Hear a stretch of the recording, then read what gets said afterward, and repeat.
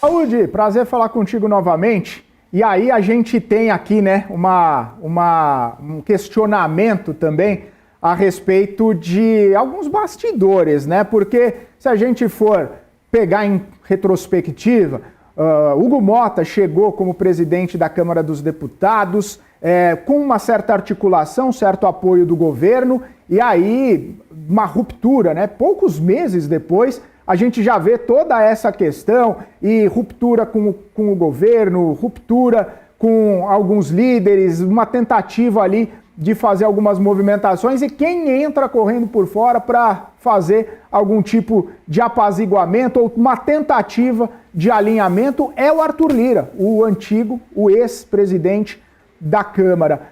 Eu queria entender um pouco da sua percepção, né, sobre esse jeito, Arthur Lira, de passar as coisas, de ajustar, de alinhar, de conversar nos bastidores, de deixar as coisas muito bem ajustadas antes de colocá-las, né, em público, em votações, em plenário, coisa que acabou não acontecendo muito com o Hugo Motta. O Lira tá sendo um meio de campo, um camisa 10 ali nessa conversa entre o Executivo e o Legislativo nesse momento, Daúde?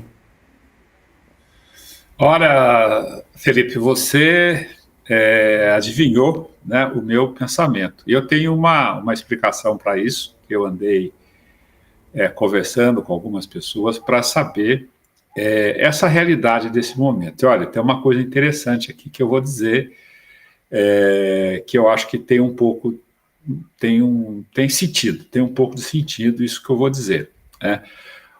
Falando, antes de abordar esse ponto especificamente, Arthur Lira, ele é um político hábil, né? Você viu que ele veio a público já com uma alternativa de solução. Ele não veio criticando, né? Sabe que a questão do imposto de renda, o Congresso não teria como recusar, por questão evidentemente política, né? Que isso mexeria muito com a imagem dos parlamentares, e ele já veio com uma solução. Olha, nós vamos fazer isso, vamos fazer aquilo. Agora vamos lá. Vamos nós aqui, Felipe, eu, você, as pessoas que estão nos assistindo, nos vendo, refletir sobre o que eu vou dizer. Eu vi uma conversa que o presidente Lula, ele tem uma estratégia, né? O Lula, apesar de ter aí algum posicionamento contrário a uma realidade que a gente vive, uma necessidade, vive um pouco fora do chão, ele é um político, ele já tem quase 80 anos, né? Tem uma experiência. Então, com quem eu conversei, disse assim: olha, Daúde, você acha, o Hugo Motta, antes de nascer, o Lula já disputava a eleição. Aí você faz as contas e fala: eu acho que é verdade. Então o Lula não está fazendo tudo isso porque ele está sendo inábil, né? O Haddad também é uma pessoa que tem uma visão política. Eu não estou dizendo que eu concordo com isso, não, viu? Porque as pessoas falam: o Daúde já ali concordamos. Não concordo, estou colocando um tema para que a gente reflita sobre ele, que eu acho que é importante, né? Eu posso estar fazendo uma reflexão errada. O Haddad também é uma pessoa que tem uma visão política, tem uma orientação interessante. Então, nesse sentido, o Lula sabe que para ele levar a sua política de benefício, de concessão de benefícios, sem cortar despesas, ele precisa arrumar alguma coisa que reforce a sua popularidade e o leve até a eleição em 2026 com discursos fortes para enfrentar qualquer candidato independente da situação econômica. Porque a situação econômica, segundo o entendimento, vai ser o quê? Vai ser a situação do Brasil, que está assim porque a oposição não concorda, porque a oposição defende os ricos. E mais agora que o Donald Trump passa a atacar o Brasil, é outro ponto que acaba unindo a sociedade, porque o Donald Trump, se você se lembra, ele foi apoiar aquele candidato lá no Canadá, o cara perdeu.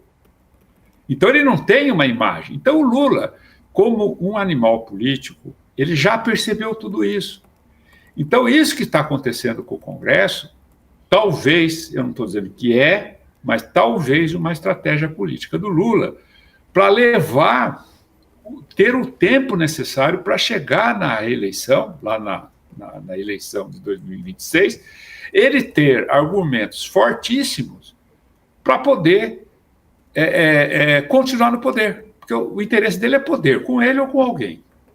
Agora, Felipe, quem que poderia enfrentar esse discurso? O nós contra eles.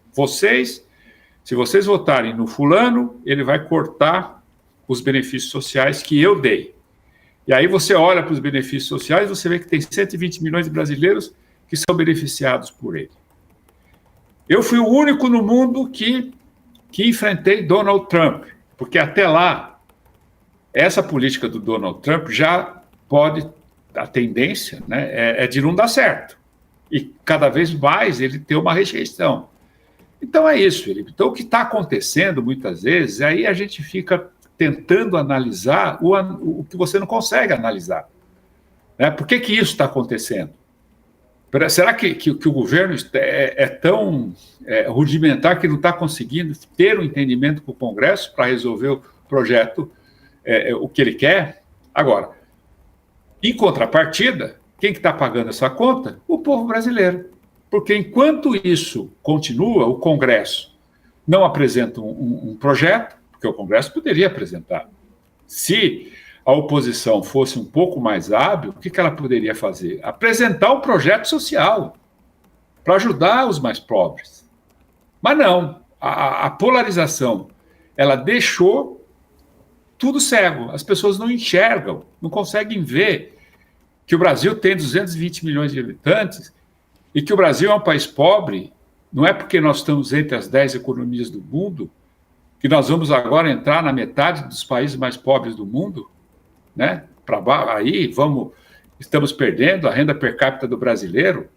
Será impossível? Então aí vale essa tese que o Lula, enquanto esses políticos que estão aí não tinham nascido, ele já era político e a ação dele visa exatamente a sua reeleição. Infelizmente, quem paga essa conta e quem está pagando essa conta são as empresas brasileiras e os brasileiros, Felipe.